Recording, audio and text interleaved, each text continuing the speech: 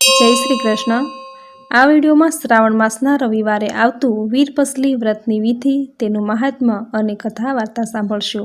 મિત્રો, શ્રાવણ માસના પહેલા રવિવારે અથવા કોઈ પણ રવિવારથી આ વ્રત કરી શકાય છે અને બીજા રવિવારે તેની પૂર્ણાહુતિ કરાય છે। ભાઈના કલ્યાણ, તેના દીર્ઘાયુષ્ય, નિરોગી જીવન અને ભાઈની સુખાકારી માટે આ વ્રત લેવાય છે। આ વ્રતમાં દોરાની 8 શેરો લઈ 8 ગાંઠો વાળવાની। 8 દિવસ રોજ દોરાને ધૂપ દેવાનો। વીરપસલી વ્રતની કથા સાંભળવાની, ત્યાર પછી જ જમી શકાય। ભાઈનો ખોબો ભરાય એટલું અનાજ રાંધીને એકટાણું કરવાનું। આમ રવિવારે આ વ્રત કરી પછીના રવિવારે વ્રતનું ઉજવણું કરવાનું। ઉજવણાના દિવસે ભાઈને જમવાનું આમંત્રણ આપી લાડુનો પ્રસાદ સાથે ભાઈને ભાવતી વાનગી બનાવી જમાડવી। ભાઈને આશીર્વાદ આપવા ભાઈ તેને યથાશક્તિ ભેટ આપે છે અને આશીર્વાદ મેળવે છે। આમ ઉજવણું કરી દોરો પીપળે બાંધી દેવાનો। આ રીતે ભાઈની લાંબી આયુષ્ય માટે શ્રાવણ માસના રવિવારે આ વ્રત કરવું। તો મિત્રો, આ હતી વ્રતની વિધિ અને મહાત્મ્ય। હવે સાંભળશું વ્રતની કથા। એક ગામમાં ભલો ભોળો કણબી રહે। સંતાનમાં 7 દીકરા હતા, તે બધા પરણેલા। એક પરણાવેલી દીકરી હતી, પરંતુ કમભાગ્યે તેને પિયરમાં આવીને રહેવું પડ્યું। 7 ભાઈઓમાં 6 મોટા ભાઈઓ સુખી હતા। નાનો ભાઈ ખેતરમાં મજૂરી કરી ગુજરાન જોગું રળતો હતો। પેલી બહેન અને મા બાપને નાના છોકરા ઉપર હેત વધારે હતું, તેથી નાના સાથે રહેતા હતા। મોટા 6 છોકરા જુદા રહેતા હતા, તો પણ બહેન પોતાના 6 ભાઈઓના ઢોર ચારતી અને કામના બદલામાં તેની ભાભીઓ તેને વધ્યું ઘટ્યું લુખું સૂકું ખાવા આપતી। એક દિવસ બહેને નદી કાંઠે ગામની છોકરીઓને કોઈ વ્રત કરતી જોઈ, એટલે પૂછ્યું કે છોકરીઓ, તમે કયું વ્રત કરો છો? એક છોકરી કહે, આજે અમે વીરપસલીનું વ્રત લીધું છે। અમારા હાથમાં જે દોરો છે તે વીરપસલીના વ્રતનો દોરો છે। હવે અમે જ્યાં ભાઈ મળશે ત્યાં તેને હાથે આ દોરો બાંધીશું અને પછી ભાઈનો એક ખોબો ભરાય એટલું અનાજ રાંધીને જમીશું। આ વ્રત કરવાથી ઘણા લાભ થાય છે। બહેન હોય તે ભાઈને વીરપસલીનો દોરો બાંધે એટલે ભાઈ ખુશ થઈને બહેનને વસ્ત્રો, ઘરેણાં કે રોકડ રકમ શક્તિ મુજબ ભેટ આપે। બહેનના આશીર્વાદથી ભાઈને સુખ શાંતિ મળે છે। બહેને વીરપસલી વ્રતની વિધિ માટે પૂછ્યું તો એક મોટી છોકરીએ કહ્યું કે સૂતરના દોરાની 8 શેર લઈ તેને 8 ગાંઠ વાળવી, પવિત્ર જગ્યાએ રાખવો। 1 અઠવાડિયા સુધી રોજ સવાર સાંજ તે દોરાને ધૂપ દેવાનો અને પછી જ જમાય। અઠવાડિયું પૂરું થાય એટલે આ દોરાને પીપળાના થડે બાંધી દેવાનો। આમ કહી એણે કહ્યું, બહેન, દોરા 8 છે, પણ તેમાંના 7 જ દોરા તારા ભાઈઓને કાંડે બાંધવાના। 8મો વધે તે દોરો પીપળાના થડે બાંધી દેવાનો। બહેન તો હરખભેર વ્રતના દોરા લઈ સીધી નાના ભાઈને ઘેર ગઈ અને ડોશીને કહ્યું કે માં, મેં વીરપસલીનું વ્રત લીધું છે, એટલે વ્રતના દોરાને ધૂપ દેવા ચૂલામાં અંગારા રાખી મૂકજે। ભલી ડોશીએ ચૂલો ઠાર્યો નહીં, પરંતુ બહેનની અદેખી ભાભીઓએ તેનું વ્રત ભાંગવા છાનામાના ચૂલામાં પાણી રેડી દીધું। બહેન આવી ત્યારે ચૂલામાં અંગારા ન મળે। ડોશીએ ફરી ચૂલો પેટાવ્યો, તેના અંગારા લઈ નાની બહેને વ્રતના દોરાને ધૂપ દીધો। ત્યાર પછી તેણે ઘરમાં જે પડ્યું હતું તે ખાઈ લીધું। વ્રતના 8 દિવસ પૂરા થયા એટલે વ્રતનું ઉજવણું કરવાનું હતું। આથી ડોશીએ તેને કહ્યું કે બેટી, હવે તું તારા 6 ભાઈઓને વ્રતના દોરા બાંધી આવ। જો તેઓ ભાવથી બોલાવે તો બોલજે ને જમાડે તો જમજે। બહેને 6 ભાઈઓને વ્રતના દોરા બાંધ્યા, પણ કોઈ કંઈ બોલ્યું નહીં। પછી જમાડવાની તો વાત જ ક્યાં રહી।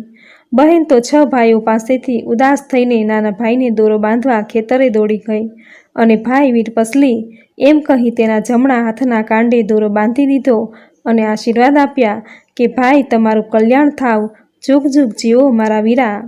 આ ભાઈ ગરીબ હતો, તેની પાસે કશું જ હતું નહીં। બહેન તેની મૂંઝવણ પારખીને કહ્યું કે ભાઈ, તમે જે આપશો તે વધાવી લઈશ। ફૂલ નહીં ને ફૂલની પાંખડી આપો તો એ બસ છે। ખેતરમાં વાવા માટે 1.25 શેર કોદરા પડ્યા હતા, તેના પર ભાઈની નજર ગઈ। તેણે તે બહેનને આપ્યા।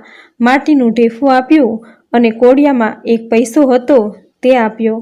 ભાઈની આ ભેટને અમૂલ્ય ગણી બહેને તેને સાલનાના છેડે બાંધી દીધી। જતાં જતાં તે બોલી કે મોટા 6 ભાઈઓ જે આપે એવા છે, એમણે કંઈ ન આપ્યું, તેમના કરતાં તો તે ઘણું સારું આપ્યું છે।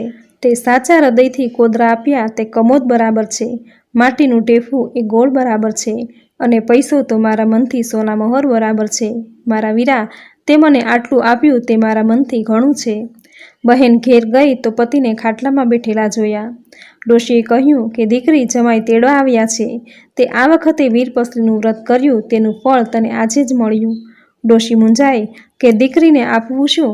બહેનની ભાભીઓને કાને વાત ગઈ કે આજે નણંદને સાસરિયાથી તેડું આવ્યું છે, એટલે 6 જણીએ બહેનની મશ્કરી કરવા ગાભા ચીથરા ભરીને એક પોટલી તૈયાર કરી. તે સાસુને આપીને કહ્યું કે નણંદબાને આટલું અમારા તરફથી આપજો.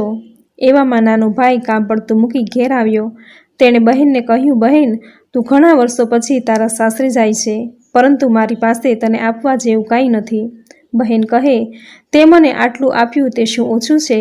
કોદરાને હું કમોદ માનીશ, માટીને ગોળ માનીશ, ને પૈસાને સોના મહોર માનીશ. મન ચંગા તો કથરોટમાં ગંગા. ભાઈ, હવે હું જાઉં છું. માની અને ભાભીની સંભાળ રાખજે. બહેન સાસરે જવા તૈયાર થઈ એટલે તેને વળાવવા મોટો ભાઈ ગયો. ડોશી પણ ગયા. એવામાં ડોશીને યાદ આવ્યું કે દોરાને ધૂપ દેવા દેવતા વગર દીકરી શું કરશે? એ તો ઝટપટ ઘેર જઈને એક ઠીમરામાં દેવતા લઈ આવ્યા. જમાઈને થયું કે આ દોરો કોનો હશે? તો ડોશીની દીકરીએ કહ્યું કે મેં વીરપસલી વ્રત લીધું છે, તેનો દોરો મારી પાસે છે, તેને ધૂપ દેવો પડે તે માટે જ મા દેવતા આપી ગઈ. આજે મેં વીરપસલી વ્રત કર્યું તો તમે મળ્યા. ચાલી ચાલીને બંને થાક્યા હતા. એવામાં એક વાવ જોવામાં આવી. ત્યાં આરામ કરવા બેઠા. દેવતા ક્યાં સુધી સાચવવો એમ વિચારી ડોશીની દીકરીએ પ્રથમ દોરાને ધૂપ દઈ દીધો. પછી તે વાવમાં નાહવા માટે ગઈ. તેના વરે કહ્યું, કપડાં તો લેતી જા. તેણે કહ્યું, પછી માંગું ત્યારે આપજો. તેણે ઝટપટ વાવમાં નાહી લીધું. તે પતિને કહ્યું કે હવે પેલી પોટલી છોડીને તેમાંથી સાનલો આપો.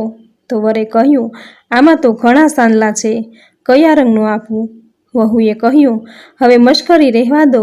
માંડ માંડ એક સાલ્લો છે, તે પણ મેલો ઘેલો છે, ને તમે વળી જુદા જુદા રંગના સાલ્લાની વાત કરો છો. વરે તેને બધા સાનલા બતાવ્યા. તેમાંથી ગુલાબી રંગનો સાલ્લો માંગી વહુ વાવમાંથી બહાર આવી. તે સમજી ગઈ કે આ બધો જ વીરપસલીના વ્રતનો પ્રભાવ છે. જેઠાણીઓએ તેને ગાભા બાંધી આપેલા એના હીર ચીર બની ગયા. હવે એણે ભાઈએ આપેલી ભેટ ખોલી તો એમાં કોદરા, માટી અને પૈસાની જગ્યાએ કમોદ, ગોળ અને સોનામહોર હતા. નજીકમાં જ એક ગામ હતું. બંનેને ભૂખ લાગી હતી એટલે વહુએ વરને ગામમાં ખાવાનું લાવવા મોકલ્યો. વર ગયો ગામમાં ખાવાનું લેવા, અને અહીં ચમત્કાર એ થયો કે વહુને એક ઝોકું આવ્યું ને એની આંખ ઉઘડી ત્યારે વાવની જગ્યાએ એક સુંદર મહેલ ખડો થઈ ગયેલો. મહેલના 3જા માળે ઝરૂખામાં તે દાગીના અને રેશમી વસ્ત્રો પહેરીને ઊભી હતી. કેટલીક વારે એનો પતિ ખાવાનું લઈને આવ્યો. એ હું અહીંયા છું મહેલમાં, આમ કહી તે નીચે જઈ વરને મહેલમાં લઈ આવી અને આ બધો વીરપસલીના વ્રતનો પ્રતાપ છે એમ કહ્યું. થોડા સમય પછી વહુના પિયરિયા દુઃખના માર્યા ફરતા ફરતા આ મહેલ આગળ આવ્યા. વહુએ તરત જ પોતાના માતા પિતા, 7 ભાઈઓ ભોજાઈઓને ઓળખી કાઢ્યા કે આ પોતે કોણ છે તે જાહેર કર્યું નહીં, પરંતુ દરેકને મજૂરીનું કામ સોંપ્યું. તે નજીકમાં જ એક બીજો મહેલ બંધાવતી હતી. તેમાં બધાને કામે લગાડી દીધા. એમાં પોતાના માતા પિતાને પોતાના મહેલમાં રાખ્યા અને નાના ભાઈ ભોજાઈને રસોઈ કાર્ય અંગે રોક્યા. તેણે 6 મોટા ભાઈઓ અને ભાભીઓને માટી ખોદવાનું કામ સોંપ્યું હતું.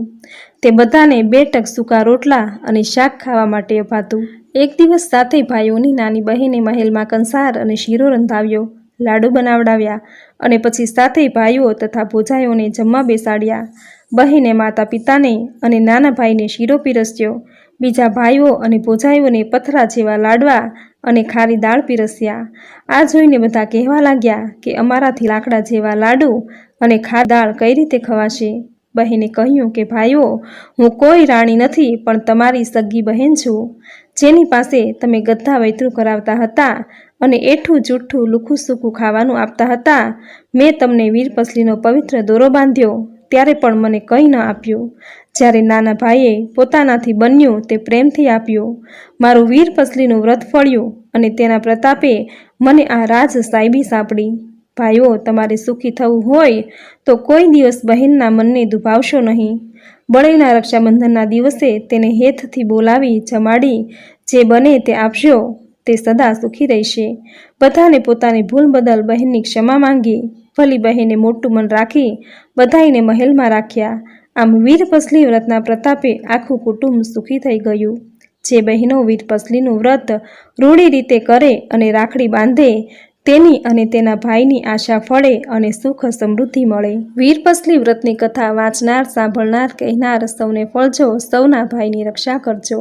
જય વીરપસલી. તો મિત્રો, આ હતી વીરપસલી વ્રતનું મહાત્મ્ય અને વીરપસલી વ્રતની કથા, જે તમે પૂરી શ્રદ્ધાથી સાંભળી, જે સાંભળવી તમને જરૂર ગમી હશે. તો વિડીયોને લાઇક કરી કોમેન્ટમાં તમારા ભાઈનું નામ જરૂર લખજો. મિત્રો, વીરપસલીના વ્રતનો